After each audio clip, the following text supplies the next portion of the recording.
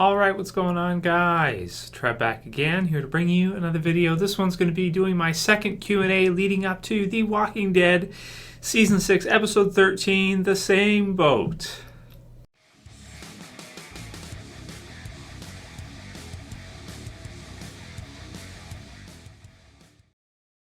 Okay, did quite a few videos the last few days. If you guys missed any of them, there's lots of stuff in the channel. We had an Easter eggs video. We did the review for episode 12. We did predictions for 13. We talked about the kind of moral and ethical questions with regards to the group attacking the Saviors and killing them in their sleep, so to speak.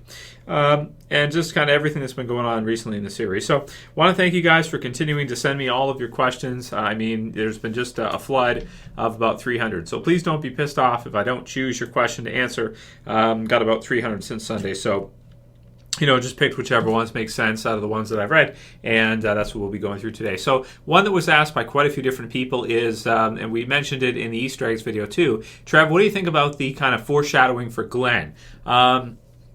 So it is Glen who, of course, spoiler warning if you haven't seen episode 12, he's the one who sees the pictures. So he sees the pictures and they're brutal. They're really, really brutal.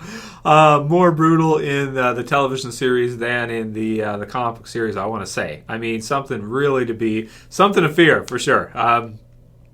Definitely. You just see the heads and, you know, they're just smashed right in. There's like guts or brain matter.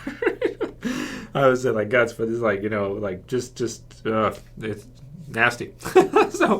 But it is him that is the one who notices it. He's the one who sees it. So the question being, of course, is has he just seen his own fate at the end of the season? Has he seen what's going to happen to him at the end of this season? That is like, oh my gosh, man.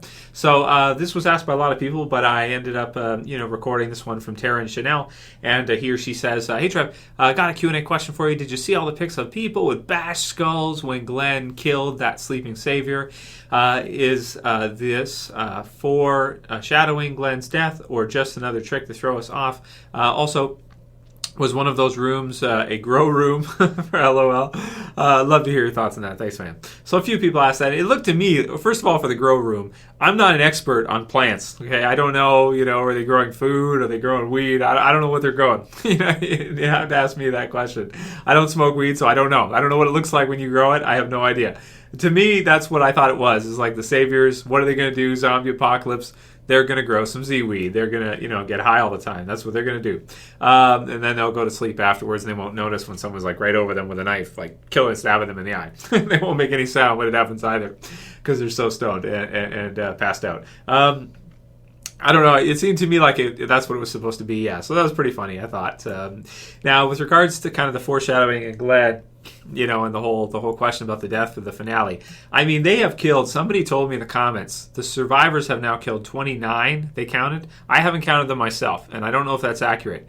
But if that's true, if they've killed 29 saviors at this point, I mean, that's a lot. The comic book series, they just killed like 6 or 7. Just the guys on the bikes. So that was it. And then after that, kind of Negan shows up. So with this one, TV series, they've gone a lot of different route from that.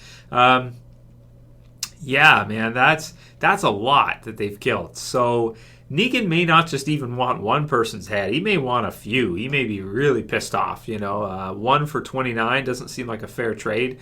He may even want 2 or 3 for 29 at least or something. I don't know. Yeah, wow, crazy. So Rick and the survivors, man, they've been pretty. Oh, man, pretty impressive. I think Negan's going to be impressed with what they've been able to do. I mean, they've killed off more fighters than they even have already, right? I mean, they got like a dozen or something. It depends, how you count that and everything and who stays at Alexandria and that. But, wow, man, I mean, they've killed off a lot. So he's going to be pissed. The finale, a lot of people still think it's going to be Glen. I did one video on that, giving, kind of arguing that case. You can make a great case for it. I think it makes a lot of sense. But I was kind of expecting it to be a remix kind of all this time. But the fact that he's seen that, you've got parts in the series where he's holding the bat and everything before. You had the guy at Terminus where he's like swinging the bat behind him and then he gets interrupted. There's a lot of stuff that's kind of been poking at it for us as viewers who've read the comic book series and know what's going to happen at the end of the season with regards to Glen, if it happens. To me, and Kirkman's even said, recently, just out in the open that, he's going to show up and bash his head in, but usually with him, you can take it the opposite. You can take it as he's meaning the opposite. It's kind of like when he says Carol's the safest character in the show, might even mean that she's not. Because Kirkman says it, it might mean she's not. You know what I mean? Like if someone's really safe, he's not going to tell you that they are, if it's true, unless he thinks he's messing with you and he thinks you're going to think the way I think, which is that he's going to say the opposite. So it's hard to tell sometimes. But generally, I think if it's actually going to happen, he's not going to say it. He's going to kind of, shy away from it or, try to brush it off. So will it still be Glen at the end of the season, man? I mean, it doesn't matter how much analysis you do or anything like that. Unless you know a spoiler, there's no way to know for sure, no matter how they set it up, what they make it look like, if it's going to be Daryl, if it's going to be Glen, if it's going to be both, if it's going to be Abraham or Carol or somebody. But either way, man, if Glen is killed off at the end of the season, this will be, it's like a Glen. It would be like a Glen season, kind of, right? But he hasn't had that much. He hasn't had like an over amount of time recently, this season. I mean, he's been there, but not like a vast amount. Like Abraham's had some scenes that he usually wouldn't get, a little bit more time that he usually wouldn't have. So we'll see. There's no way to say for sure, but a lot of people wanted me to kind of give my more in-depth thoughts on that. So I'm still thinking, unfortunately, I hope I'm wrong, but I'm still thinking it might be Daryl, and maybe it'll be both. We'll see, man. Maybe that person who sent that message through like 2 months ago and was like, "What if it's a couple?"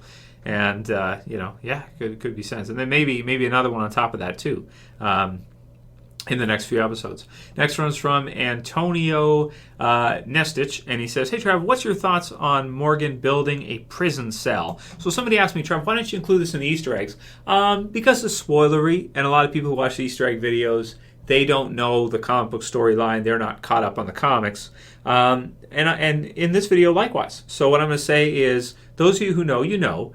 And it's obviously going to be what he's doing right now, building the cell, is going to become very important down the road. It's going to get use. It's going to get some use. So, and I think I really like the way they've worked in Morgan, and without us noticing it, Gimple has set him up to kind of be that character that might be able to bring Carol and Rick a little bit back the other way. Maybe not to the idealistic extreme that he's at, where you don't kill absolutely anybody and you try to make it. I don't think you can really do that. Shane kind of, even earlier on, kind of said it. You can't really, and Dave and Tony in the bar with Rick, you can't really not kill anybody. Sometimes you have to defend yourself if someone's going to attack you, like the wolves.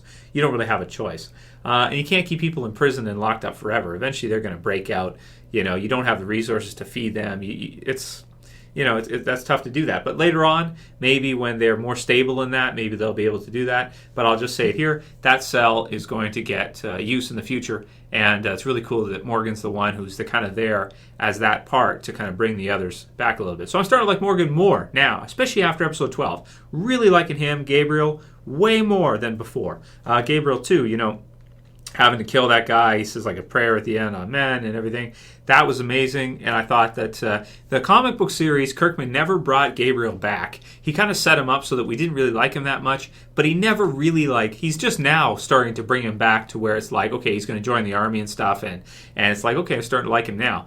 But the TV series one, almost right off the bat in the story, he's starting to, after Deanna and stuff, he's starting to really accept Rick's group and pull his own weight and do his part.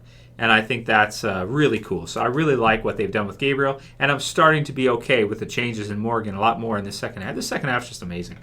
Next one's from Zombie Slayer 7. He says, Q&A. Hey, Trev, I've been a fan since 2013. Well, thanks for sticking with me, brother. I appreciate it. He says, I love your channel a lot. Keep it up, man. I will do. And he says, and some people think I only choose questions that people compliment. I actually have started deleting the compliments and stuff like that just because you idiots, I'm not going to swear. I may have had a drink for this video. I got 2 days off. I never get 2 days off. I don't edit the freaking things, and I don't pick only comments that are complimentary to me or whatever to try to build up my own ego because you think I have some kind of low self-esteem. So I don't know. Some trolls say I have low self-esteem. Some trolls say I'm narcissistic. I don't know where you guys are going with this. Anyway, whatever. My question is, after how dark, you can judge me however you want. I really don't care. My question is, after how dark the group was in episode 12, do you think it would have been easier to kill everyone at the hilltop and take the supplies? Think about it. No war with the saviors and food. Yeah, you're absolutely right, Zombie Slayer 7. In terms of difficulty, it would have been way easier to just kill them and take all their stuff. However, it's not the right thing to do. And Rick's group, even though I think Rick would consider that, and I think that's why he had Maggie talk with Gregory about it, because he might just get pissed off and just draw his gun on Gregory and say, "All right, give me everything you got, or I'm just going to kill you right now." Or he might just kill him anyway. Just do it. Rick is at that. He's at that level right now. He's that far gone, so to speak. He will do it, if he has to get food. So I think that's why he asked Maggie to do it for him, and maybe because also he wants her to start doing that kind of stuff, and Deanna and her plans for her and everything. But yeah, I think if he absolutely had to, he would do that. But I think that they're good people, and he doesn't want to necessarily do that. He sees they have a problem, and maybe he sees that that's what Rick and the group can do. They can fight for the people who can't, the people at the hilltop, and maybe eventually they can keep feeding them, they can keep protecting them or something. They can maybe join together. This kind of idea, is good. But of course, the saviors are going to big time stand in the way of that. So it would have been easier, yeah, but it wouldn't ethically and in terms of them sleeping at night, it wouldn't have been easier in terms of that. They just know how evil the saviors are, what kind of people they are, what they do, and as a result, yeah, they're doing what's necessary, I guess, even though it's pretty dark to have to do it. We'll do a couple more questions for today's Q&A. LD Burke says, how loyal are Negan's people? Would Alicia Witt's character see this as a chance to get away from Negan? So, yeah, we might see that. We might see her kind of maybe be a character that will bring Carol and Maggie back. Some people think maybe that she may know Dwight, maybe something like that. We'll see where they're going to take Carol and Maggie next week and where they're going to go. And I don't think it's going to be to Negan's sanctuary, so to speak, his actual Savior's home base, so to speak. But I think it'll be another spot. I wouldn't be surprised if we saw Dwight in the next couple episodes, which would be really cool to see him return. See what he looks like. It would be cool too. And I don't think Negan's people are loyal because of fear. They're loyal because they're terrified of Negan. Similar to World War II, if you have, Hitler and that, people just being absolutely terrified, so they don't really stand up for others, this kind of deal. Yeah, there's lots, maybe Hitler's not the best example because he was voted in and everything. But anyway, any kind of tyrant, I'm not going to use that. Any kind of tyrant that leads through fear, fear of killing people, fear of bashing your freaking head in, keep people in line. It was a Tupac. Tupac said, "Fear is stronger than love." Right? Fear is stronger than love. There's videos of that on YouTube you can watch if you are a Tupac fan. I like that. I'm not sure where he got that from. I know he was big into some philosophy and stuff like that when he was locked up and stuff. But yeah, no, it is true though, right? Because fear and pain, people will do more to avoid pain than to gain pleasure. They'll do more to avoid pain than to gain pleasure. So for Negan, they're not really loyal because they like Negan. They're loyal because they don't want to get their brains bashed in. They don't want to get their face burned with a hot iron. They don't want to get lit on fire and roasted. So that's why they're very loyal in that way. And they're not going to take a chance and put themselves in that kind of danger, even though they probably hate what he's doing. Dwight and Honey and the other one, they try to get away because they don't like it, and a lot of the people don't like it. But they have to do what they have to do. If they don't, Negan is one scary dude. Something to fear for sure. So I'll end it on this question. That'll be it. And if you guys like the video, as usual, you know what to do. I keep asking, but you guys already know. Thumb it up. I know you guys do anyway. I appreciate it. Share it. I don't think you can favorite anymore, but if you're new and you want to subscribe, bottom left to subscribe. Do another Q&A probably tomorrow or the next day. Send me whatever else you guys got. Lots of questions for this week, I'm sure. Lots to talk about. And, oh, man, so much fun. So really love this episode on Sunday. Really having fun on the channel with you guys right now, talking with you guys and everything. And I hope you guys have been enjoying the show. And I hope you've, liked the channel and the videos and the discussions there. And lots of fun. So, that'll be it for today. So see you guys again tomorrow or the next day. As always, it's Trev. I'm saying peace. See you guys.